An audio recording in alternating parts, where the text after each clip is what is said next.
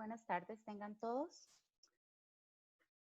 Daremos inicio al webinar Diseño de cabezales para pilotes con actualización a la CI 318S-19 y pilotes helicoidales con alternativa de cimentación profunda. Agradecemos al Colegio de Ingenieros Civiles, a la CI Capítulo Costa Rica, a CIES, a la IAPSE Capítulo Costa Rica y a pilotes helicoidales. Les recordamos que para el mes de julio estaremos presentando un webinar sobre inspección de soldadura y para el mes de agosto tenemos uno de apoyos elastométricos. Para la primera intervención presentamos al ingeniero Manuel Cruz Torres con la charla Diseño de cabezales para pilotes con actualización a la CI 318-19. El cual tiene 18 años de ejercer como ingeniero estructural, tiene experiencia en diseño estructural de edificios de acero, concreto, mampostería y obras de contención. Graduado en el 2002 como licenciado de Ingeniería Civil de la UCR y tiene una maestría en Ingeniería Civil con énfasis en estructuras de la UCR en el 2019. Tiene una maestría en geotecnia de la Universidad de Costa Rica en el 2019. Damos paso a don Manuel Cruz Torres.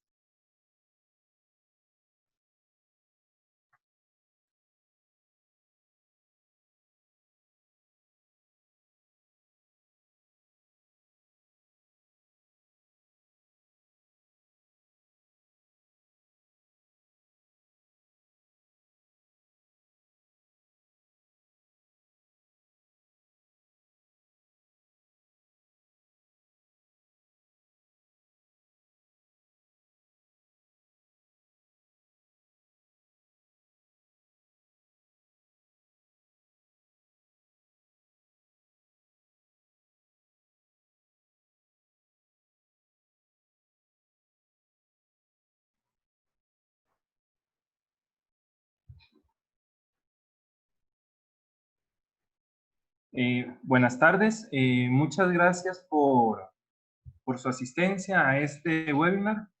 El día de hoy les voy a hablar un poco sobre el diseño de cabezales para pilotes con actualización a las últimas normas del ACI 318-19.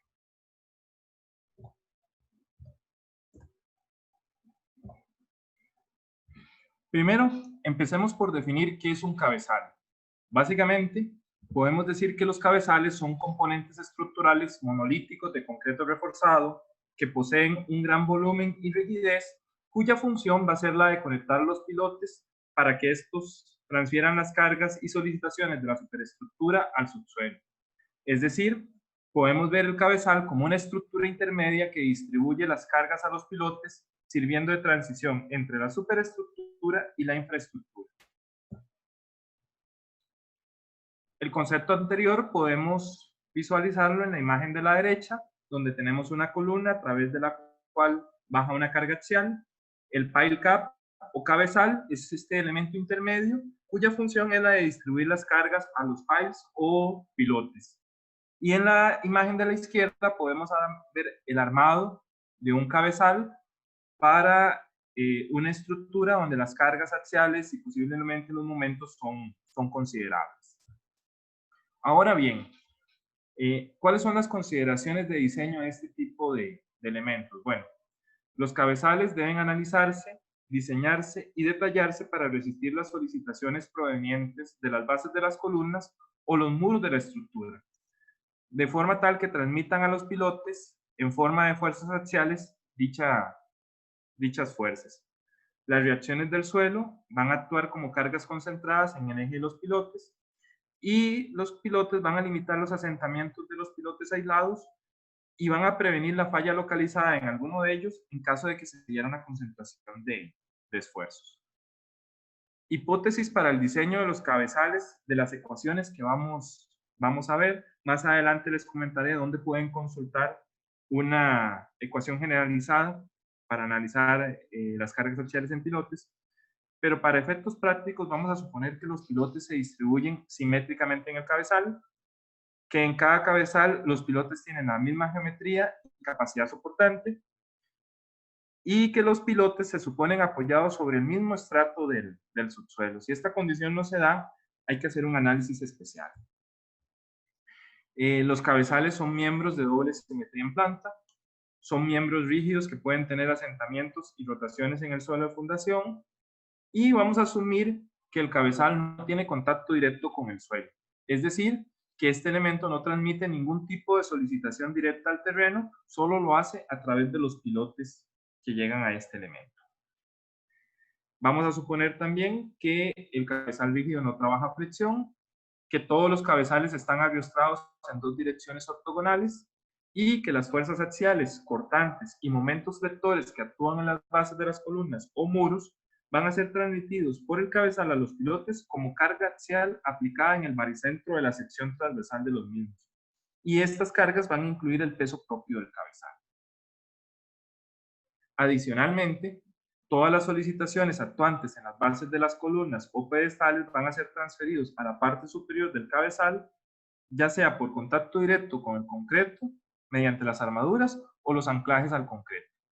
Estas armaduras o anclajes deben colocarse a través de la superficie de contacto, prolongándose dentro del cabezal, y tienen que ser capaces de resistir aquellas partes de las solicitaciones que no pueden ser transmitidas por aplastamiento con el concreto.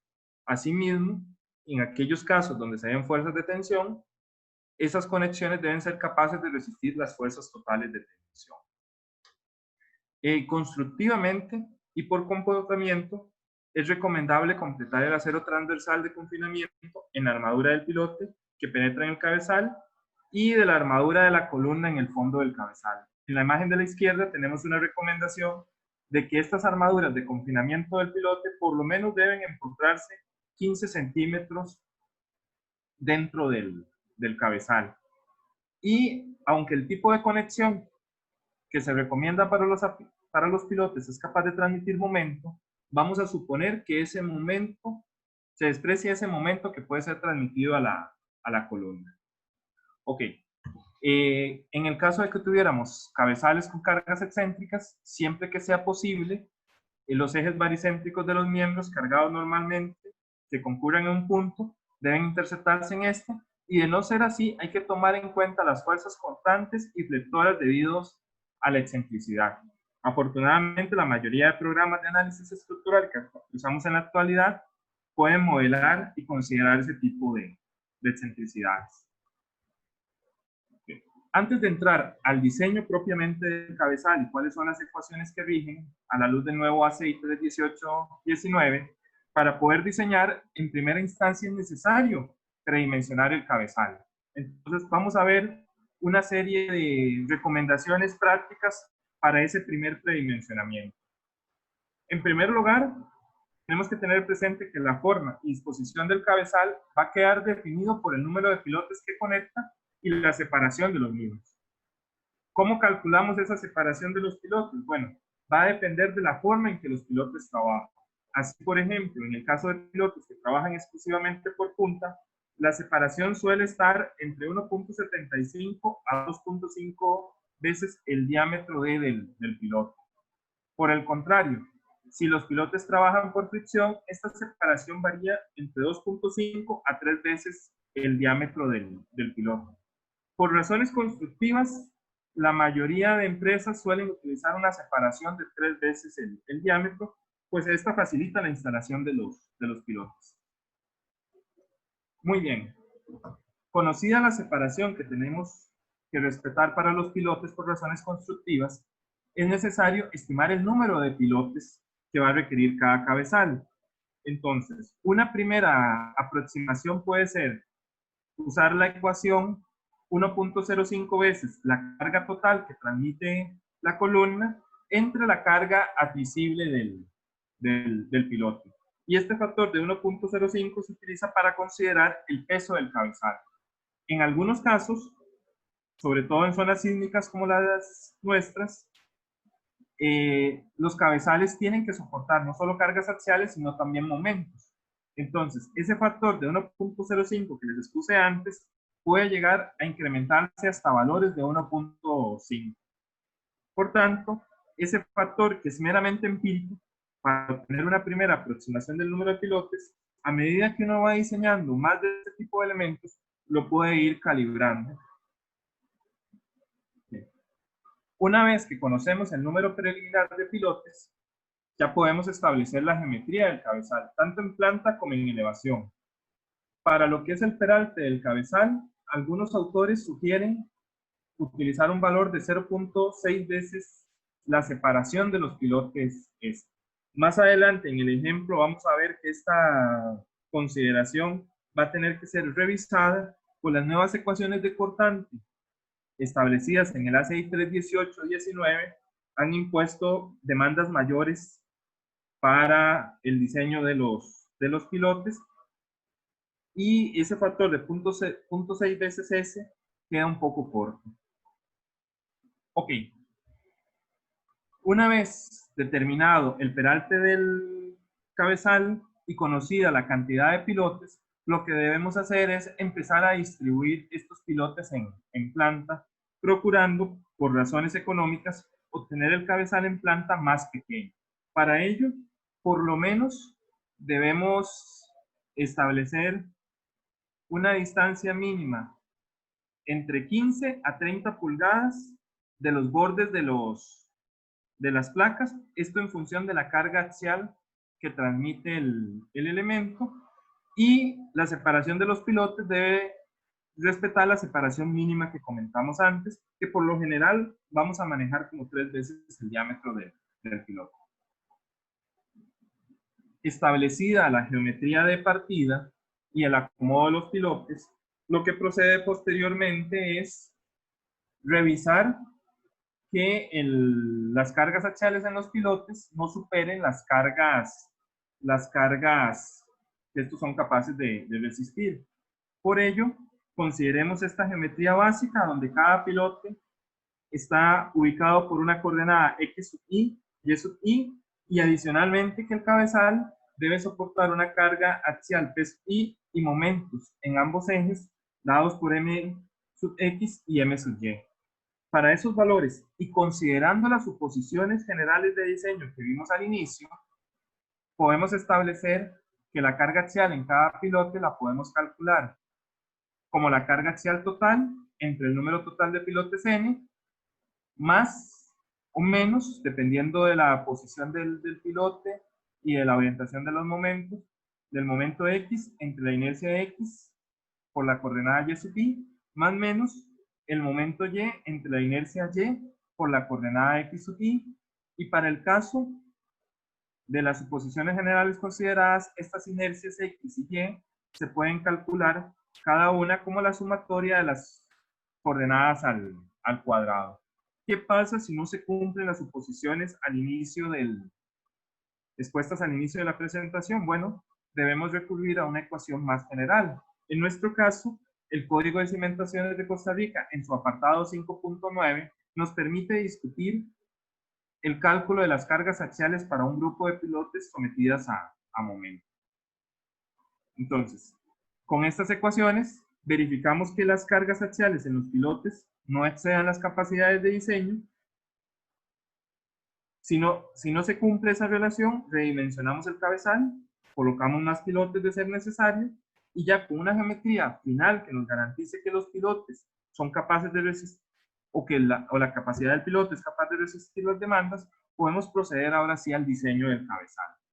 ¿Cómo lo hacemos? Bueno, el diseño formal del cabezal viene descrito en el apartado 13.26 del ACI 318-19. Básicamente nos dice que estos sistemas de cimentación pueden diseñarse mediante cualquier procedimiento que cumpla con las condiciones de equilibrio y compatibilidad geométrica. Adicionalmente, nos faculta utilizar el método de puntal tensor que viene descrito en el capítulo 23 del ACI 318-19. Este método puntal tensor no lo vamos a cubrir en esta presentación, lo mencionaremos brevemente para entender el concepto, pero queda fuera del alcance de la exposición del día de hoy. Y como parte de este diseño formal, tenemos que el momento externo en cualquier sección de un cabezal de pilote debe determinarse pasando un plano vertical a través del miembro y calculando el momento de las fuerzas que actúan sobre el área total del miembro que quede a un lado de dicho plano vertical. ¿Cómo ubicamos las secciones críticas para diseñar los cabezales? Bueno, las pautas vienen en el apartado 13.2.7.1 de la ACI 318-19, en particular en la tabla 13.2.7.1, donde establece que el momento último para el diseño del cabezal se debe calcular en una sección crítica que depende del tipo de miembro que se soporte. Así, por ejemplo, si tenemos una columna o pedestal, la localización de la sección crítica va a ser en la cara de dicha columna o pedestal. Si por el contrario tenemos una columna con placa base de acero, la sección crítica, según el ACI, debe determinarse en el punto medio entre la cara de la columna y el borde de la placa base de acero. Si tenemos muros de concreto, la sección crítica está en la cara del muro. Y si se trata de un muro de mampostería, el punto medio entre el centro y la cara del muro de mampostería nos va a definir dicha sección crítica. Okay. En el caso de cortante, estas secciones críticas para cortante mayorada en una dirección descritas en las secciones 7.4.3 y 8.4.3 y para cortante en dos direcciones que viene en el apartado 8.4.4.1 debe medirse desde la ubicación crítica para MU definida en la sección 13.2.7.1. Okay. ¿Qué nos dicen esas secciones? Bueno, esas secciones nos dicen que en el caso de losas construidas monolíticamente con sus apoyos, se puede calcular el cortante VU en la cara del apoyo. El apartado 7.4.3.2 nos dice que para algunas condiciones particulares podemos calcular el cortante último a una distancia D de la cara del apoyo para losas no preesforzadas y H medios para losas preesforzadas. ¿Cuáles son esas condiciones para poder utilizar esta simplificación? Bueno, que la reacción en el apoyo en la dirección del cortante aplicado induzca compresión en la zona extrema de la losa, que las cargas se apliquen en o cerca de la cara superior de la losa y que no haya cargas concentradas entre la cara del apoyo y la sección crítica. Entonces, siempre que no tengamos pilotes a una distancia de nuestra columna o de nuestro muro y que esos pilotes estén en compresión, vamos a cumplir estas condiciones y podemos aplicar esa simplificación. El apartado 8.4.3 nos habla nuevamente del cortante mayorado en una dirección y las condiciones son muy similares a las antes descritas, así que no vamos a repetir lo que ya hemos conversado. Para secciones críticas de cortante en dos direcciones, el apartado 8.4.4.1.1 de la ACI 318 nos dice que las losas deben ser evaluadas para cortante en dos direcciones en la proximidad de columnas, de cargas concentradas y de zonas de reacción en las secciones críticas, de acuerdo con el apartado 22.6.4 que más adelante comentaremos. Asimismo, el inciso 8.4.4.1.2 nos dice que losas reforzadas con estribos o pernos con cabeza para refuerzo de cortante se deben evaluar para cortante en dos direcciones en las secciones críticas, de acuerdo con el apartado 22.6.4.2. ¿Qué nos dicen esos apartados? Bueno, el 22.6.4.1 nos dice que en cortante en dos direcciones, cada una de las secciones críticas que se investiga debe estar localizada de modo que su perímetro B sub 0 sea un mínimo y no hay necesidad de localizarla a una distancia menor a D medio de las secciones críticas descritas en A y B, que son bordes o esquinas de las columnas, cargas concentradas o áreas de reacción, y en aquellas zonas donde ocurran cambios de espesor de la losa o de zapatas. El apartado 22.6.4.1.1 nos dice que para columnas cuadradas o rectangulares, cargas concentradas o áreas de reacción, se permite calcular las secciones críticas para cortante en dos direcciones de acuerdo con los apartados 22.6.1.1a y b, suponiendo lados rectos.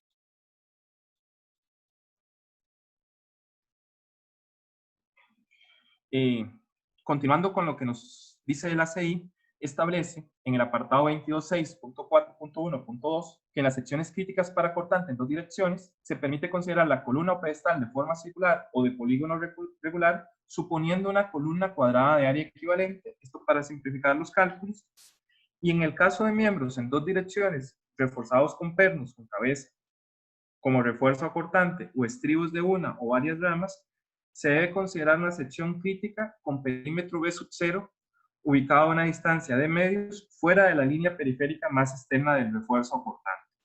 La forma de esta sección crítica debe ser un polígono seleccionado para minimizar el valor de B sub 0. ¿Okay? Y en el caso de losas con aberturas, cuando estas estén ubicadas a una distancia menor a 4 veces h de la periferia de una columna, de una zona de carga concentrada o de reacción, la porción de B sub 0 encerrada por las líneas rectas que se proyectan desde el centroide de la columna, carga concentrada o área de reacción, tangentes a los bordes, deben considerarse como inefectivas. Ok, ¿qué significa eso? Bueno, por ejemplo, en la imagen de la izquierda tenemos el caso de dos pilotes muy cercanos entre sí, donde las áreas de influencia de cada uno se sobreponen. Entonces debemos definir un perímetro crítico, representado en este caso por las líneas punteadas en color azul, para calcular la capacidad cortante de ese elemento. En ese caso modificamos el perímetro B sub 0. Adicionalmente, en la imagen de la derecha, tenemos diferentes condiciones que se pueden dar dependiendo de la ubicación de los pilotes, donde puede ser necesario modificar el B sub 0, el perímetro de esa sección crítica, en función de la cercanía a bordes del elemento. Adicionalmente, el ACI nos presenta el cálculo de secciones críticas para cortantes en dos direcciones cuando tenemos losas con refuerzo a cortante. En esos casos, debemos definir dos secciones críticas para el cálculo. En el caso de la imagen, tenemos una sección crítica representada por las líneas verdes, que es la sección crítica para diseñar la losa acortante considerando el aporte del refuerzo acortante. Y vamos a tener una línea anaranjada, más alejada de la anterior, que nos sirve para revisar la capacidad acortante del elemento sin aporte del refuerzo acortante, es decir, solo considerando la capacidad del concreto del elemento. Okay. ¿Cómo calculamos capacidades acortantes? Bueno, el apartado 22.5 del ACI 318-19 nos dice cómo calcular la capacidad acortante en una dirección, y el apartado 22.6 nos dice las reglas de juego para capacidades acortantes en dos direcciones. Esas reglas de juego nos las resumen la tabla 22.5.5.1 para calcular capacidades acortantes de miembros no preesforzados, y básicamente tenemos tres ecuaciones que revisar. Las dos primeras son ecuaciones donde se está proporcionando un refuerzo acortante en el elemento que tiene que ser mayor al área de refuerzo cortante mínimo que establece la ACI, y una ecuación, la ecuación C, donde no tenemos ese refuerzo acortante. Por lo general vamos a caer en esa condición C, porque por lo menos en la práctica usual no colocamos refuerzo acortante en este tipo de elementos en nuestro país. Y si tenemos cortante en dos direcciones, igualmente vamos a tener que revisar tres ecuaciones. ¿Okay? Aquí es importante mencionar que tanto en la ecuación anterior como en esta aparece un factor lambda S, que es un factor de efecto de tamaño. Esa fue una de las modificaciones principales en la nueva versión del ACI 318-19 y es la que más nos va a impactar para el dimensionamiento de los cabezales. Me disculpan un segundito, por favor, para resolver un problemita técnico.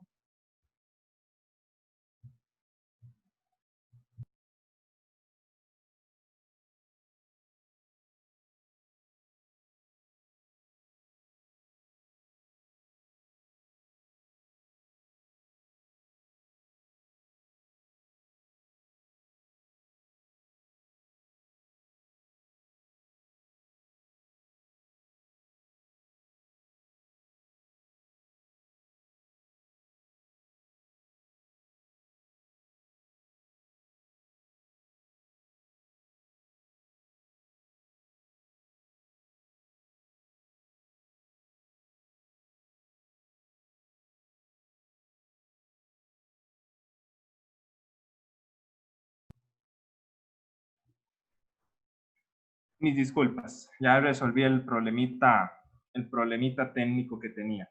Entonces les decía que sí, que tenemos un factor lambda S, que es un factor de efecto de tamaño, un factor beta, que es la relación del lado corto a largo de las columnas, y un factor alfa sub S, que depende de si se trata de una columna interior, columna de borde o columna de esquina.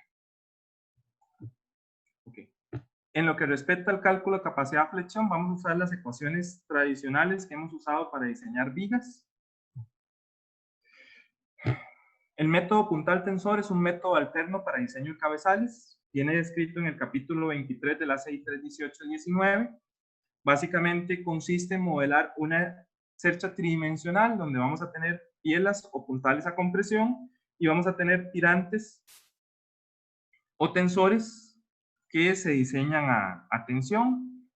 Este método está avalado por pruebas experimentales, como la que podemos observar en esta figura, y adicionalmente los métodos de elemento finito también nos demuestran ese comportamiento. En el caso de la imagen, los colores amarillos representan las zonas a compresión y las zonas en color rojo nos da la capacidad de tensión.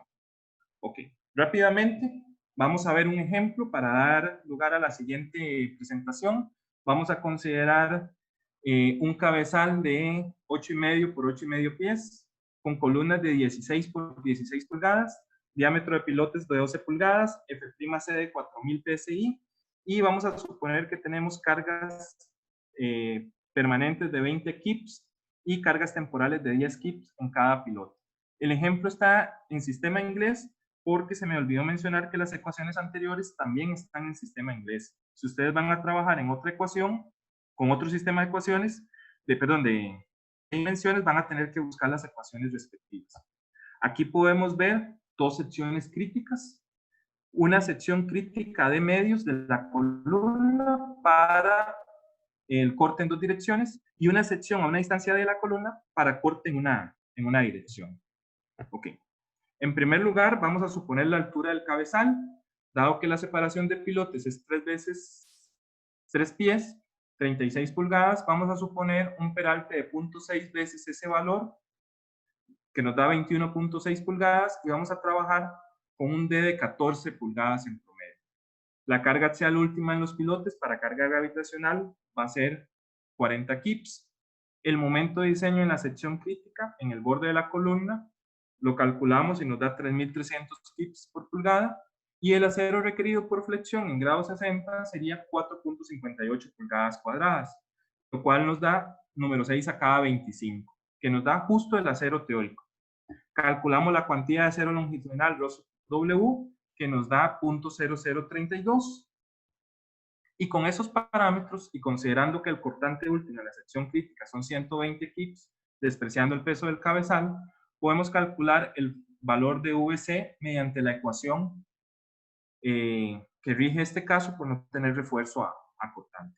Considerando que la carga axial es 0, que el ρW es el valor antes calculado, que lambda es 1, pues es un concreto de peso normal, que BW son 102 pulgadas, que E son 14 pulgadas y lambda sub S son 0.91, encontramos que el valor de VC es 96.9 kips y que phi VC son 72.9 kips. Teníamos un cortante diseño de 120 kips, eso nos obliga a cambiar el peralte de la sección. Calculamos la sección, ahora proponemos un valor de D de 38 pulgadas, un H total de 45 pulgadas, tenemos que respetar un acero mínimo dado por 0.0018 el área gruesa, lo cual nos eleva el acero longitudinal a 8.26 pulgadas, nos incrementa la cuantía de acero ρ sub W y recalculamos lambda S, lo cual nos lleva ahora que VC son 163.2 kips y que phi VC son 122 kips. Y ya con esto llegamos a que el peralte para cumplir por cortante en una dirección son 45 pulgadas. Tenemos que revisar ahora el cortante último en la sección crítica para cortante en dos direcciones. Tenemos que revisar las tres ecuaciones que expuse anteriormente. En este caso rige la condición A y obtenemos que la capacidad cortante en 2 direcciones es de 1012 kips, mucho mayor que la demanda. Por tanto, no rige el cortante en 2 direcciones este diseño. Es necesario revisar el funcionamiento. El cortante último de la sección crítica es de 40 kips, que es la carga última en cada pilote.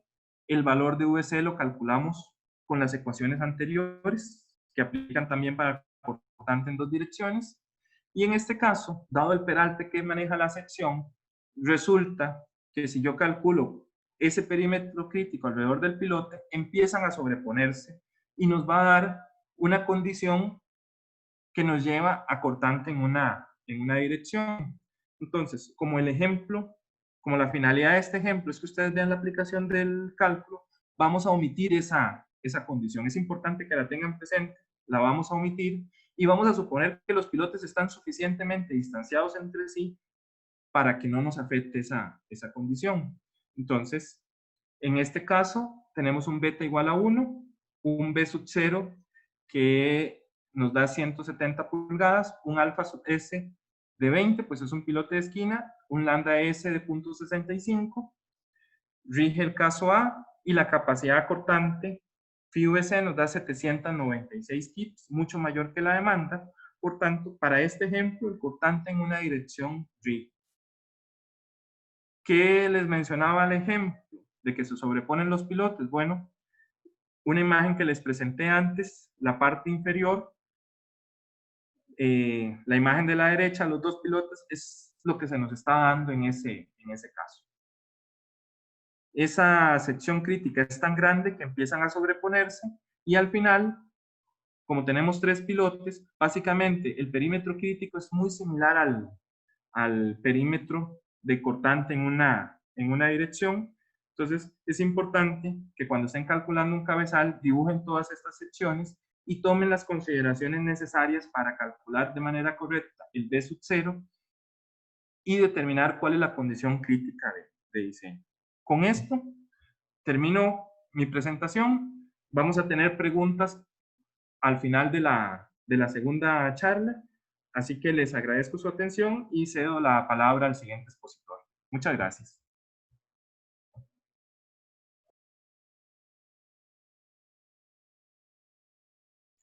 Muchas gracias a don Manuel por su intervención. Como lo explicaba, daremos el espacio para preguntas al finalizar el webinar.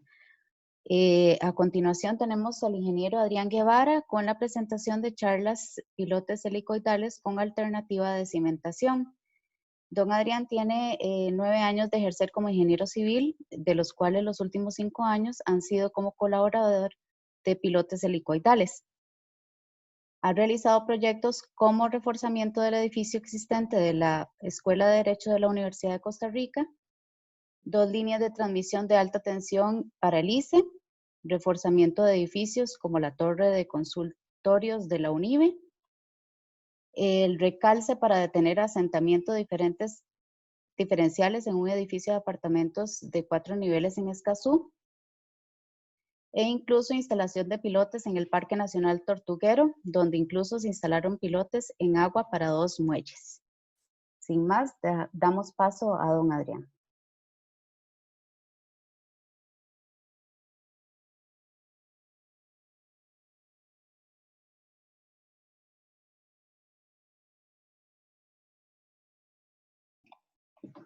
Buenas tardes. Vamos a empezar la presentación.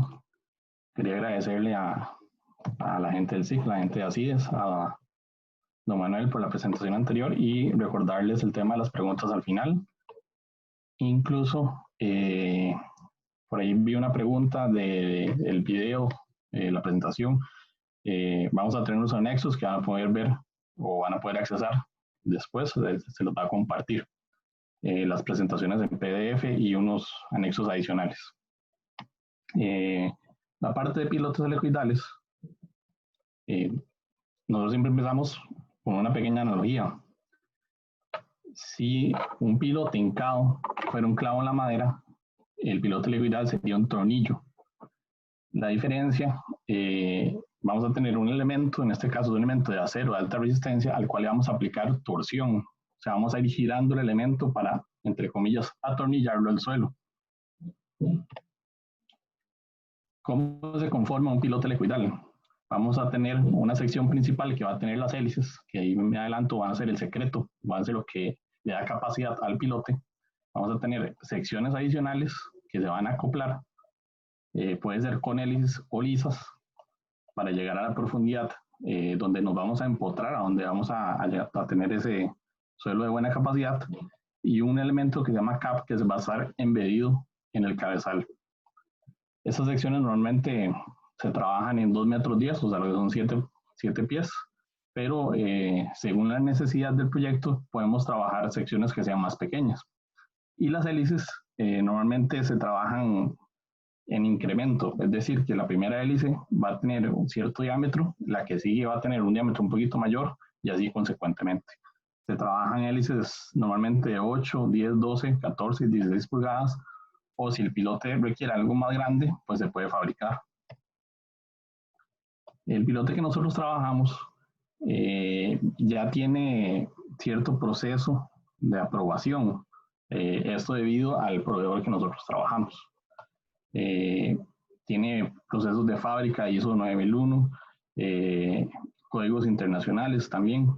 Lo que quiero aquí rescatar es las características propias del pilote. Como les dije, es un elemento de acero, es acero grado 80. Normalmente el pin de acople, esto es el elemento que va a unirse entre una sección y otra, va a ser grado 107, lo cual es una de las ventajas que nos da nuestro proveedor. La precisión de la fábrica que trabajamos, y todo pilote helicoidal va a estar galvanizado por norma ASTM A153, más adelante lo vamos a ver. ¿Cómo se conforma una unión de un pilote? Esto es la parte de fábrica. Básicamente la soldadura por inercia es lo que está patentado en fábrica, que es lo que vemos aquí, donde se va a unir una sección de tubo, que es el pin que entra, se va a unir al tubo tradicional a través de fricción. Ahí lo que vemos es que se gira el elemento a muy altas revoluciones y se va a presionar contra el otro y se van a fusionar. Este tipo de soldadura por inercia está patentado, pero se trabaja más que todo en tuberías de muchísima o demasiada demanda de presión, tuberías de gas o tuberías de petróleo. Estos pilotes helicoidales vamos a tener el fuste, el elemento central, o el tubo, va a ser de dos tipos. Tenemos un tubo cuadrado sólido, que va a ser de 1.75 de lado o de 2 pulgadas de lado.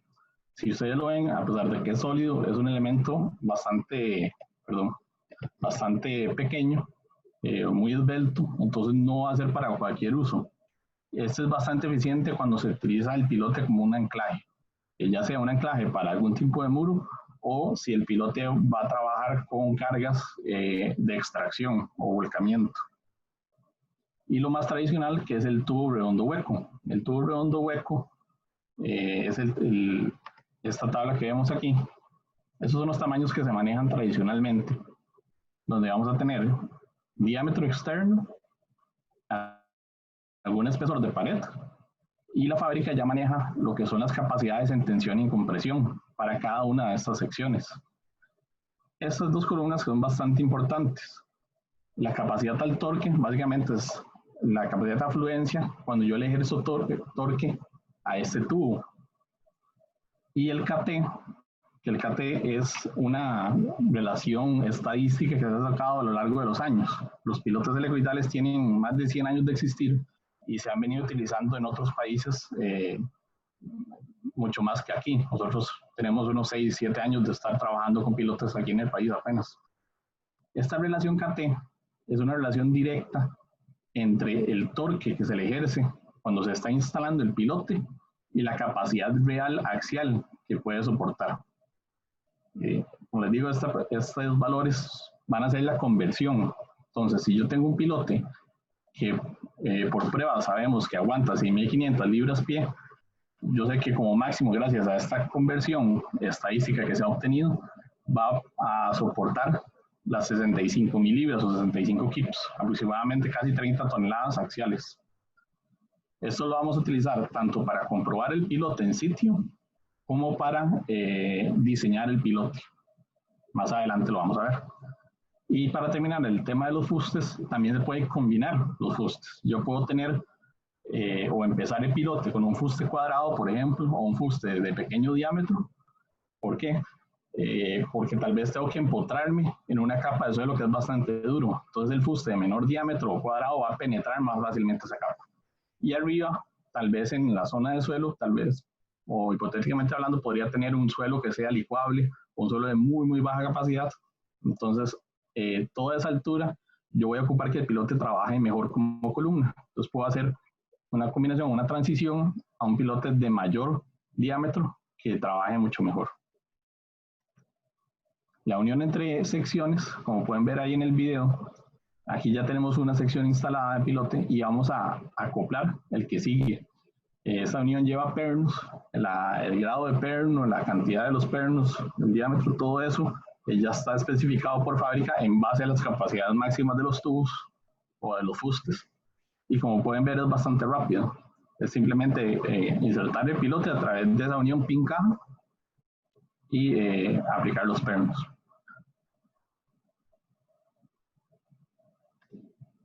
¿Cómo es el proceso de diseño de un pilote helicoidal? Siempre vamos a tener información de entrada, lo que nosotros llamamos las cargas, las reacciones de la estructura para diseñar los pilotes, el tema del estudio de suelo, muy importante, y también características del sitio. Vamos a ver cómo es el sitio, cómo va a ser la cimentación, si es una losa, si son placas aisladas, placas corridas. Muy importante también los códigos de diseño. Obviamente el ACI, el código de cimentaciones, nos toca a veces revisar o realizar trabajos en otros países, entonces cuáles códigos corresponden al país. Se procede a revisar la viabilidad del proyecto, revisar si el suelo es viable o no para el pilote helicoidal. El pilote helicoidal no se puede aplicar en cualquier tipo de suelo, ya vamos a ver eso. También ver lo que hay en stock en la fábrica, y eso ahí me adelanto, esto es material que se fabrica y se importa al país. Entonces, dependiendo de la necesidad del tiempo del proyecto, se puede fabricar algo que es lo más tradicional, o tal vez si fábrica ya tiene algo fabricado en stock, pues importarlo. Y también algo que nos puede definir el proyecto es el acceso al sitio.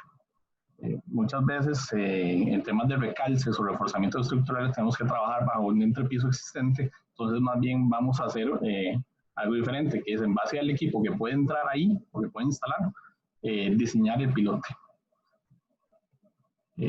Posterior a eso se revisa o se diseña el pilote, se modela el suelo, se revisa su capacidad axial, luego se revisa los desplazamientos laterales en los momentos, y la capacidad del elemento de acero en sí, lo que es el pandeo.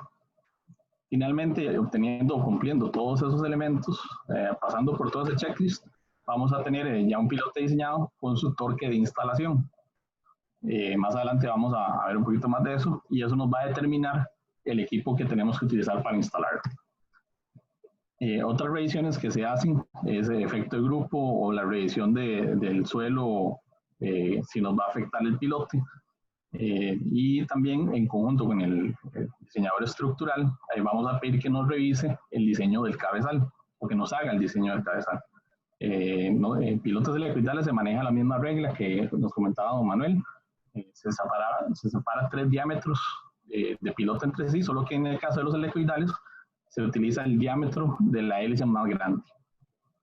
Y para los programas de diseño, los que tenemos o los que usamos actualmente, existe un programa que se llama HelixPile, que es el que nos va a hacer toda esta revisión de cómo trabaja o cómo se modela el suelo y cómo trabaja el pilote que vayamos a proponer, las hélices. Y posteriormente vamos a utilizar programas como el HelixPile o el Geo5 para lo que es la revisión de flexión, la revisión de desplazamiento lateral, y ayudarnos a hacer esa memoria de cálculo de ese diseño. Lo que le comentaba de los tipos de suelo, ¿a dónde se puede instalar un pilote helicoidal? Suelos cohesivos y no cohesivos, arenas, limos, sus combinaciones que conocemos aquí en el país, y también suelos que tal vez tienen bolones o rocas, siempre y cuando sean de un diámetro menor a 50 centímetros. el pilote, si topa con una roca en la pura cabeza, no va a romper esa roca. Lo que normalmente se hace es que el pilote ojalá pegue la hélice con la roca y la desplace lateralmente. Si las piedras ya son demasiado grandes, el pilote no va a tener la capacidad de desplazar esa piedra. Si lo topamos en la cabeza y el pilote ya no quiere bajar más, simplemente se le pone reversa al pilote y lo desplazamos unos 5 o 10 centímetros, a ver si esta vez ahora sí lo topamos con la hélice principal o la primera. ¿A dónde no es opción un pilote? Cuando tenemos un macizo o manto rocoso. Como les decía, el pilote no percute y no va rompiendo, más bien él está diseñado para producir la menor cantidad de remoldeo posible. Entonces, cuando tenemos un tipo de suelo que nos dice que tal vez tenemos un suelo muy malo y al final pasa a un manto rocoso, ahí no vamos a poder empotrarnos en ese manto rocoso. Entonces, no es para cualquier tipo de suelo. ¿Cómo trabaja o cómo es la transmisión de carga al suelo? Básicamente vamos a tener hélices que van a actuar como una cimentación superficial, o para hablar en términos de otros pilotes va a ser como la capacidad por punta, y vamos a tener una sumatoria de esas capacidades. Cada una de esas hélices va a tener una capacidad y la vamos a sumar y esa va a ser la capacidad total del pilote. Vamos a respetar una separación de 3 diámetros de hélice entre sí, para que no se intersequen esos bulbos de presión, y algo que es muy importante, respetar 5 diámetros con la superficie, con el nivel de desplante, ya que eso nos garantiza que la capacidad de tensión o extracción va a ser casi que la misma que la capacidad de compresión. Esto viene siendo bastante útil, o muchos estructurales lo han usado, porque se vuelve más eficiente. Cuando tenemos edificios o estructuras que tienen cierto volcamiento, a veces el pilote tradicional, como el preexcavado, solo la capacidad por fricción puede llevar ese levantamiento. El pilote helicoidal no. El pilote va a tener la misma capacidad tanto en compresión como en tensión. Y lo que les decía, separar los 3 diámetros de hélice entre sí es pilotería de bulbos de Boussinesq. Básicamente, a los 3 diámetros en profundidad vamos a tener ese bulbo de presión donde ya se disipa. Entonces ahí va a entrar a actuar la siguiente hélice. Si tenemos muy cerca esas hélices, lo que va a producir más bien es un efecto como de cono o de fricción a lo largo de esa superficie de falla. Entonces vamos a perder eficiencia en el pilote. La idea es que eso no pase. La ecuación que vemos aquí en pantalla es la ecuación de Meyerhof, la que se utiliza para capacidad soportante de cimentaciones, y es la que vamos a aplicar para cada una de las hélices. Vamos a tener que esta capacidad es el área de la hélice multiplicado por una suma que es el factor para suelos cohesivos multiplicado por la cohesión del suelo que se analiza, más una presión efectiva en suelos arenosos multiplicado por ese factor de capacidad para suelos no cohesivos. Todo esto se le pone un techo. Cada hélice no puede soportar o sobrepasar la capacidad de la unión con el fuste, o sea, la capacidad de la soldadura entre la hélice y el fuste. Un pequeño ejemplo, eso es bastante simplificado.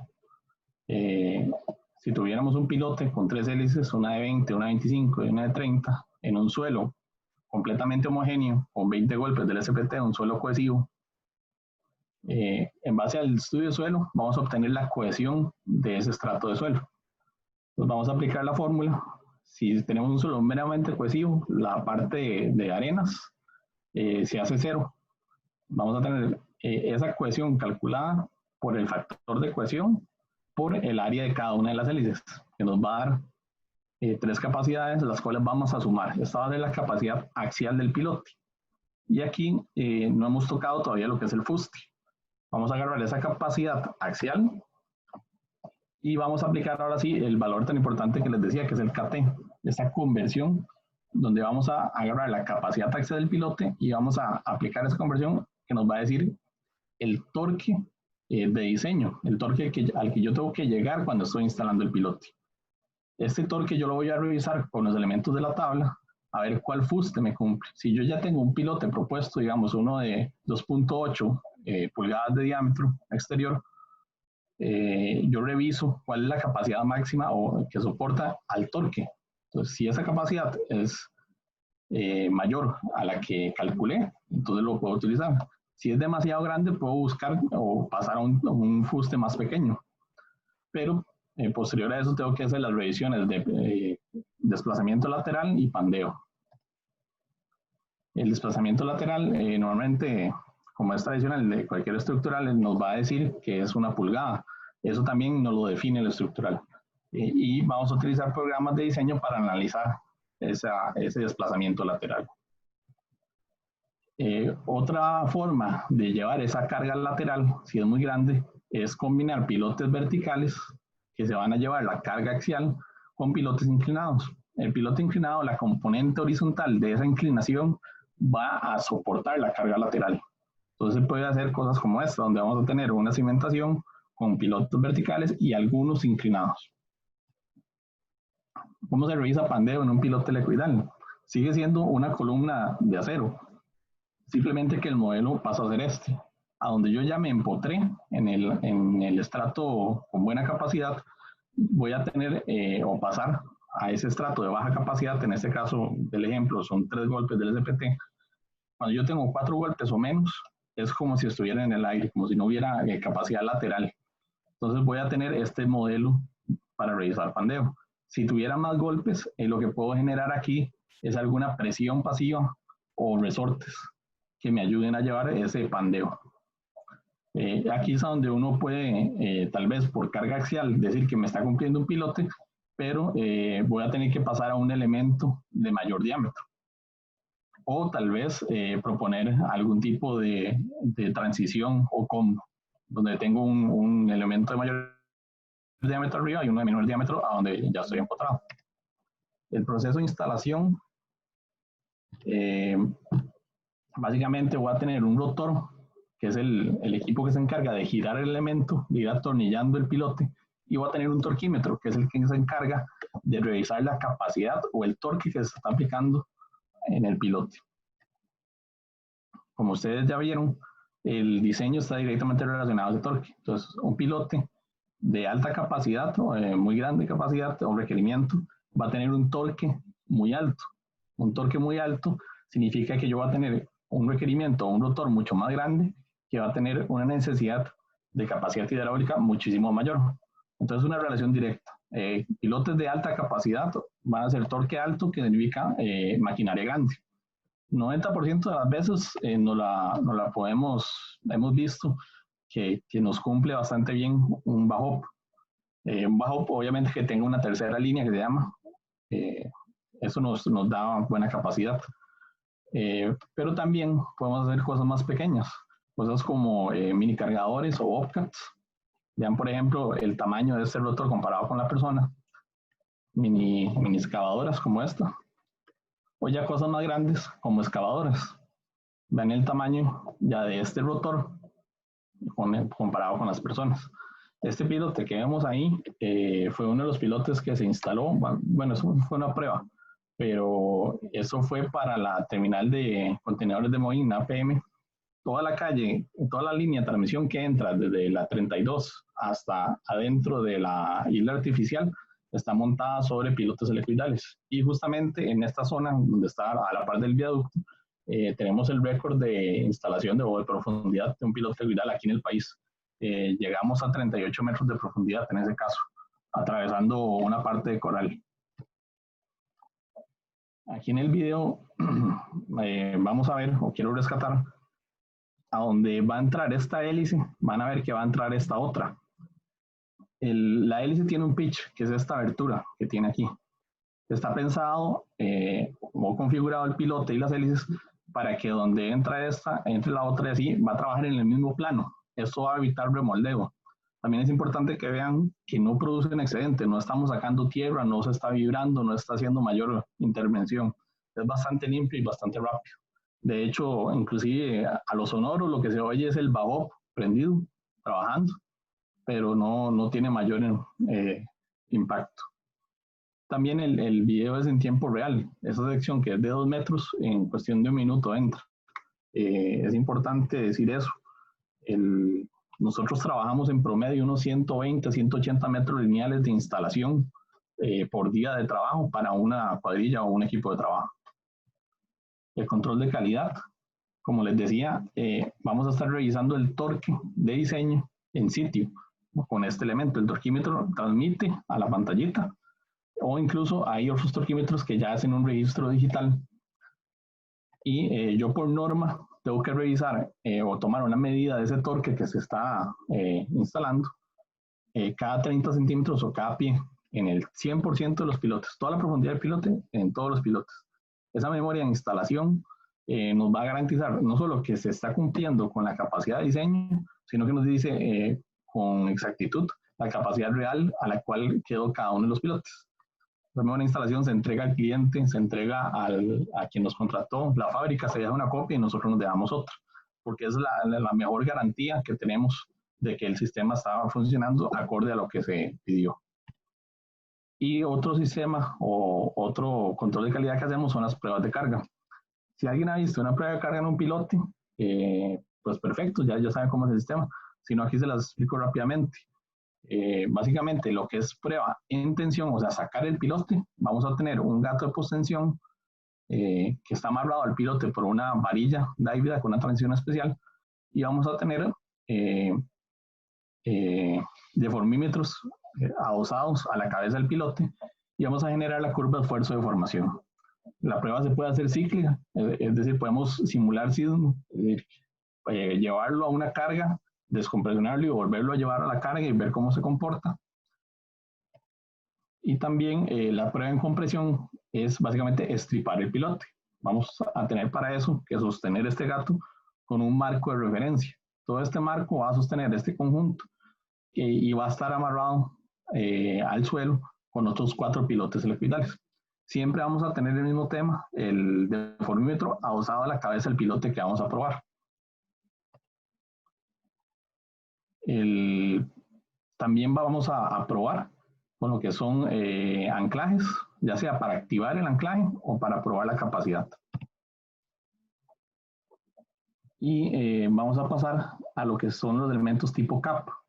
El CAP normalmente es el elemento que va a estar embedido en el cabezal de concreto. Este elemento va a estar por arriba de la malla inferior, por debajo de la malla superior.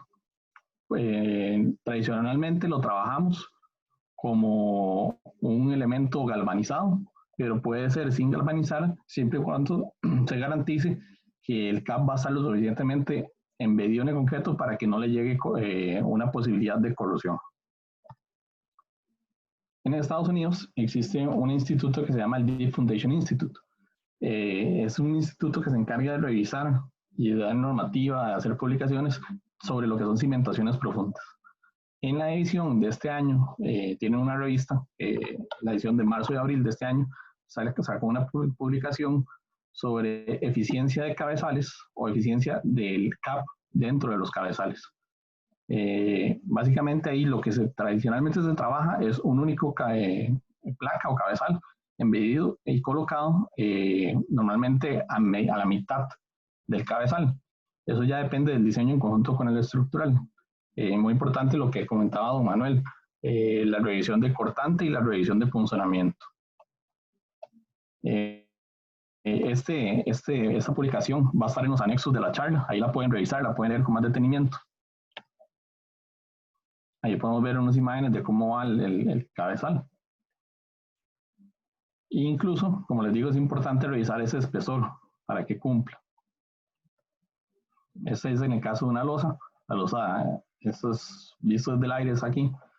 Esto es Archivo Nacional, la 4ª etapa del Archivo Nacional. Un proyecto que se rediseñó. Originalmente tenía 560 pilotes preexcavados y nosotros entramos con la constructora a rediseñar el proyecto y obtuvimos 460 pilotes helicoidales. Ahí no solo la cotización de nuestro proyecto era menor porque estábamos aplicando una menor cantidad de metros lineales de pilote, sino que también la constructora vio un ahorro porque nosotros la instalación es muchísimo más rápida. El trabajo original llevaba mes y medio de construcción de pilotes preexcavados. Nosotros este trabajo lo entregamos en 15 días. Trabajamos una semana a 3 frentes y la semana siguiente a 2 frentes. Y además hubo un ahorro adicional, no solo en el tiempo del cronograma, en costos indirectos, sino que también ya no había que botar toda la tierra o todo el excedente que produce un pilote preexcavado. Estas son imágenes de la Escuela de Derecho. Aquí esto es lo que importa más, esos cabezales. Todo esto es una losa que se iba armando y todo esto iba embedido dentro de esa losa. Otros tipos de cabezales que existen en C o en L para recibir vigas prefabricadas, ya sea vigas de madera o de acero. Cosas como estas. Normalmente se trabaja uniones con pernos. Y otras aplicaciones especiales, reparación de estructuras existentes, ya sea recalces o reforzamientos, donde tenemos una estructura que tal vez tiene algún problema de asentamiento y vamos a pasar a cargar esa estructura o ese cimiento a un pilote a través de este elemento que se llama un bracket. Es básicamente un pie amigo que se adosa al cimiento existente. Se puede incluso colocar gatos y alzar esa estructura o recuperar el nivel, pero eso es algo bastante delicado, eso lleva su diseño.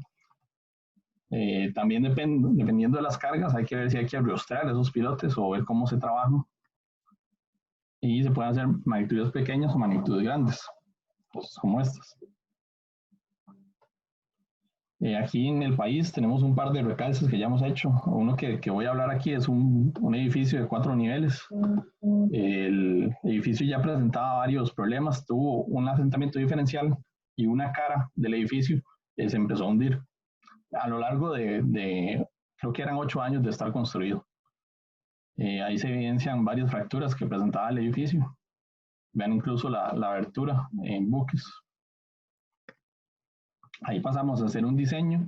Un estructural revisó el edificio, vio que el edificio estructuralmente estaba bien, que era un tema de suelos, se hizo el estudio de suelos, se hizo el diseño del pilote helicoidal y se revisó por parte del estructural que la placa corrida trabajara bien como una viga. Y ahí los números daban que solo había que recalzar la cara del edificio que se ocupaba. Esto es viéndolo en planta, este es el eje central del edificio, donde se abriría un espejo. Ahí procedimos a recalzar la cara del edificio y también los laterales, por un tema de que si empezaba a sentarse el edificio y ya estábamos sosteniendo una de las caras, que no fuera a sufrir la parte lateral. Ahí se generó una terraza, porque no había espacio al lado, al lado de la cara que se estaba sentando, había un talud, entonces se generó una terraza y se trabajó con un equipo que pudiera accesar. Ahí podemos ver, ese video está acelerado, cómo se instala ese pilote. Se le aplica el torque, se va girando, pero también como tiene hélices hay que irlo inclinando y volverlo a rectificar para que pasen las hélices. Se instala lo más pegado posible al cimiento existente. Aquí pueden verme en cara y en persona tomando las lecturas de torque. Siempre estamos ahí haciendo eso para todos los pilotes. ¿Cómo se adosa ese pilote al cimiento existente? A través de ese cap. Básicamente se presenta el bracket, se limpia la parte de abajo, si existe algún sello, algún elemento, alguna rebaba de concreto, de lo que sea. A veces hay que aproximar el pilote, si no se logró aproximar lo suficiente. Se coloca el bracket y se instala esa T. Esa es la parte más importante. Ya donde se está tallando esa T dentro del pilote, ya ahí se está pasando carga del cimiento al pilote. De hecho, ahí el pilote ya está levantando el cimiento. Se colocan pernos por un tema de seguridad, que ya sea que en un sismo o en alguna otra carga dinámica no se vaya a desplazar ese pilote. También para muros, se puede trabajar los pilotes helicoidales como anclajes. Este es un tipo de muro que se utiliza mucho en Estados Unidos y Canadá. Básicamente se trabaja con una combinación con soldier piles y se utiliza como un anclaje. Aquí podemos ver para tablas tacas y cómo trabaja un anclaje helicoidal. Vamos a tener anclajes activos y anclajes pasivos. El anclaje pasivo lo que va a hacer es que el suelo que va a estar delante de la superficie de falla se va a deformar, se va a desplazar. Entonces vamos a tener hélices que van a reaccionar a ese desplazamiento y lo van a sostener con las hélices que están por detrás de la superficie de falla. En cambio, un pilote activo, vamos a tener hélices solo detrás de la superficie de falla y se va a proceder a activar. Vamos a tener un gas de postensión que va a producir esa carga. Y vamos a tener no un elemento o un tubo saliendo de la pared, sino que vamos a tener una transición a una varilla y vamos a tener el acople tradicional, que es la varilla con la doble tuerca y la plaquita, y se lanza el concreto, se chorrea el muro. Hemos hecho cosas como estas. Ahí se ve donde se va instalando. Y la ventaja de este anclaje es que no hay que esperar a que tenga, digamos, no lleva una lechada, no hay que esperar a que tenga una fragua. También estructuras como tuberías, ya sea por flotación o por golpe de ariete, para donde tenemos una tubería que va a tener un codo, por ejemplo, a 90, 45 grados, hay un golpe lateral muy fuerte por presión, se puede adosar un bloque de anclaje que va a estar anclado con esos pilotes. Estructuras de acero para diferentes tipos de mecanismos o equipos, y paneles solares. La ventaja de la fábrica que nosotros trabajamos es que el CAP se puede adosar o se puede modificar, se puede solicitar que tenga huecos en base a la cantidad de pernos que se requieren montar, y se pueden trabajar a abrazaderas y este tipo de elementos. Para anclajes de estructuras en tensión, aquí no sé si se aprecia lo suficiente. Esto es una torre de telecomunicación que tiene varios vientos, una torre ventada, y los vientos, en vez de tener un anclaje o un bloque de concreto, lo que se tiene es un anclaje mecánico a varios pilotes helicoidales. También lo que llamamos cimentaciones sin concreto, estructuras metálicas o de madera que se montan directamente sobre el pilote. Vamos a tener una transición o una unión a través de placas, pernos, cosas como estas. O, por ejemplo, aquí en el país hicimos una línea de transmisión que llega a unos monopolos. Los monopolos se sientan en esta corona de acero y ahí están extruidos a través de vigas y soldados 13 pilotes helicoidales. Esto ya era terminado. Justamente esto fue allí en Río Claro, en la zona sur, llegando a Ciudad Neidy. Este suelo, ya que les comenté algo de torque, nosotros medimos el torque, en los primeros 8 metros el torque era 0, o sea, los primeros 8 metros de profundidad no había capacidad soportante de ningún tipo. Y estructuras de este tipo también, donde este es el Parque Nacional Tortuguero. Esta estructura de 2 niveles, si bien es una estructura de acero liviana, lleva una losa de entrepiso nervada, en la cual se montó sobre estos pilotes helicoidales. Uno de los temas que siempre nos preguntan es el galvanizado del pilote. La norma ASTM A153 indica que se debe aplicar o sumergir el elemento de acero en zinc fundido para cumplir con un espesor de 3,5 mils.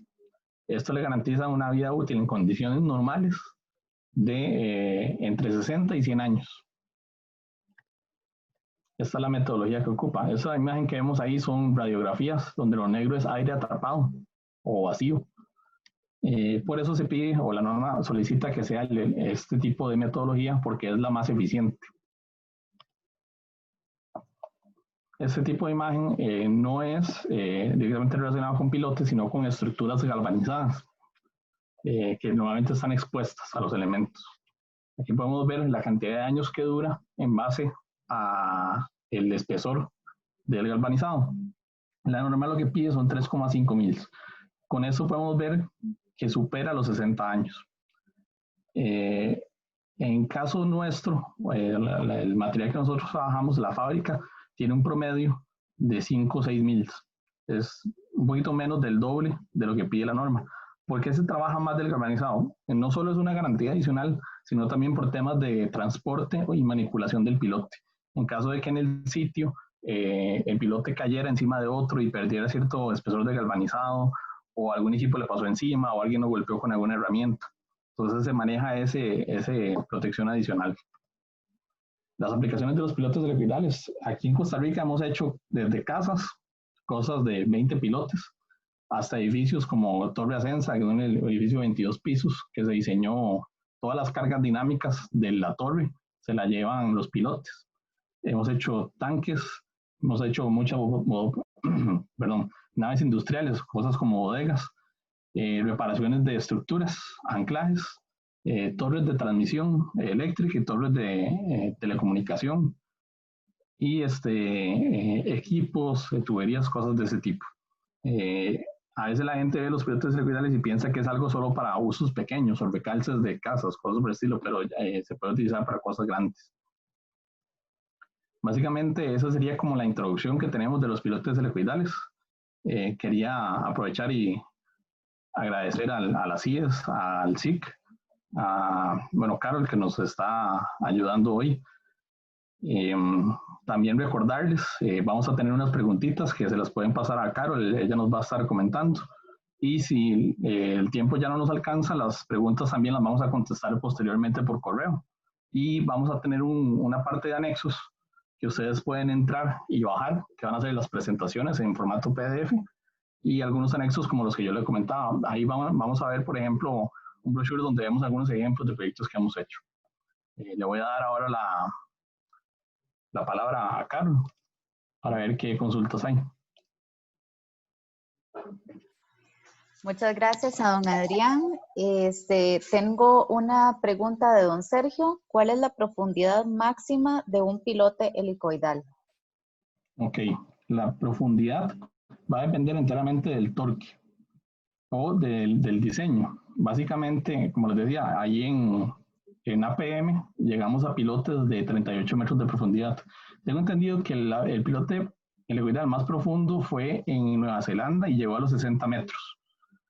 Esta profundidad se va a determinar básicamente por la capacidad de pandeo del pilote y la capacidad de poder instalarlo, la capacidad de torque. Si el suelo lo permite, uno va a ir instalando el pilote, el torque puede que vaya aumentando dependiendo del tipo de suelo, entonces ahí vamos a ir instalando el pilote hasta donde dé. Obviamente, si hay una carga lateral importante o un momento que se descompone, que le llega al pilote, vamos a tener ese efecto desde el test. Entonces eso también va a estar muy relacionado con el diseño.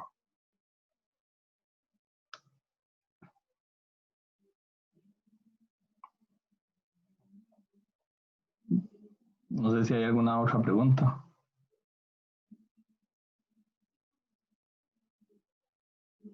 Don Sergio pregunta, ¿en cuánto costo, cuál podría ser la relación? Supongo que es más barato en comparación con un pilote extra acabado. Ok, eso es importante. Como les decía, ahí hay varios factores. Nosotros, a diferencia de un sistema tradicional, no te vamos a decir, mira, el piloto helicoidal cuesta tantos dólares por metro lineal. ¿Por qué? Porque vamos a tener diferentes tipos de proyectos. Vamos a tener un proyecto donde vamos a tener ciertos requerimientos de carga, ciertas reacciones, y vamos a tener diferentes tipos de suelos. Entonces, yo puedo tener la misma estructura, llámese una bodega, que si la replico en otro lado, el tipo de suelo va a ser diferente. Entonces, el diseño del pilote me va a variar mucho. La profundidad, el diámetro del fuste, la cantidad de las hélices. Y esos son variables que me van a afectar lo que sería un costo final de un metro lineal de pilote. En base a eso, también tenemos que eso es un material que es importado. Entonces, si yo tengo que traer 20 pilotes para un proyecto y los tengo que meter en un contenedor y traerlos por mar, aquí hasta Limón, los costos directos de esa importación se van a dividir en esos 20 pilotes. Pero si en el mismo contenedor yo puedo meter 60 pilotes, esos costos se me diluyen en esa cantidad de pilotes. Entonces no te puedo dar una comparación directa. Lo que sí les puedo dar, en base a la experiencia, hemos tenido proyectos que han dado desde los $90 por metro lineal hasta ya un proyecto tipo ICE que nos pide a 0 grado 100, que nos pide un combo que ya es un poquito más caro, de 2 tipos de fustes, que ya ronda los $200 por metro lineal. Un buen promedio hemos visto que son entre 125 y $150 por metro lineal, pero es muy peligroso agarrar eso. Y se los explico rápidamente. Hemos tenido proyectos donde tal vez nos comparan metro lineal versus metro lineal de cotización. Pero, por ejemplo, este proyecto de ese archivo nacional, ahí nosotros éramos menos cantidad de metros lineales. También en los costos indirectos, que es algo que tienen que tomar en cuenta, a nosotros no les vamos a producir un costo adicional por botado de material, lo cual un preexcavado vas a tener que agarrar ese exento de material y botarlo. Y también el tiempo de instalación. Si se coordina correctamente el proyecto y el tiempo de importación es adecuado, el tiempo de instalación va a ahorrar tiempo de cronograma, lo cual también son costos indirectos que nosotros le pedimos a la gente que nos pide cotizaciones, a las constructoras, que tomen en cuenta. También, bueno, ahí aprovecho, hago el anuncio. Si alguien tiene algún proyecto, nosotros revisamos las condiciones del proyecto, analizamos y diseñamos el piloto helicoidal y lo cotizamos todo sin costo. Nada más pedimos las reacciones de la estructura sin factorizar, porque el procedimiento lleva sus propios factores por ser una metodología diferente. Pedimos el estudio de suelos, que es vital. Ojalá que los estudios de suelo, por favor, cuando alguien manda a hacer un estudio de suelos y llega a 4 metros y dice que los 4 metros son malos, uno tiene que saber qué hay más abajo. No vas a diseñar con los 4 metros de suelo malo. Procurar siempre llegar a un estrato competente o algo que ya levante, que ya de buena capacidad. Y también alguna estructura, algún planteamiento de lo que vaya a ser el cimiento de la estructura. Si tienen solo columnas y no han diseñado los cimientos, pues genial. Ahí nos pasan los nodos y nos pasan la estructuración y podemos en conjunto con el estructural determinar la cantidad de pilotes y la posición. El tiempo, estoy viendo aquí en el chat y me adelanto a Carlos, ¿cuál es el tiempo estimado de fabricación e importación? Tengo entendido que es un máximo de 6 a 7 semanas, pero si es un material que ya está en stock o si es un proyecto que digamos que ya está en urgencia y podemos también adaptar el diseño a un piloto existente que está en stock o disponible en la fábrica, el tiempo de importación pueden ser unos tal vez 3 semanas, 4 semanas. Esa parte yo no la manejo tanto, la maneja don Carlos. En los anexos, en el brochure, al final están los contactos nuestros. Está el ingeniero Diego Cordero, que es nuestro diseñador, él es geotecnista, y Carlos Jiménez, que es el representante. Él maneja la parte de cotizaciones y él les puede dar más detalladamente la parte de tiempos de importación. Pero cualquier cosa nos consultan y ahí les buscamos el tema o la solución del caso.